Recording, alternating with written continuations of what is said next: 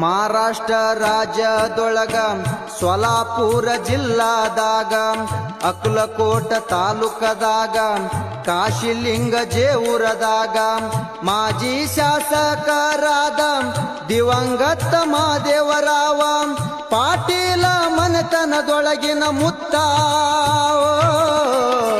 ಮಲ್ಲಿಕಾರ್ಜುನ ಅಣ್ಣ ಎಲ್ಲರಿಗೂ ಗೊತ್ತ.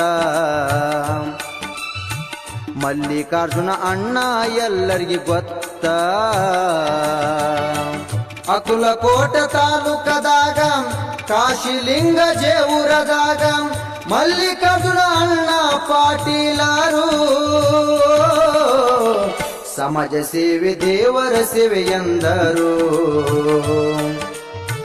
ಸಮಾಜ ಸೇವೆ ದೇವರ ಸೇವೆ ಎಂದರು.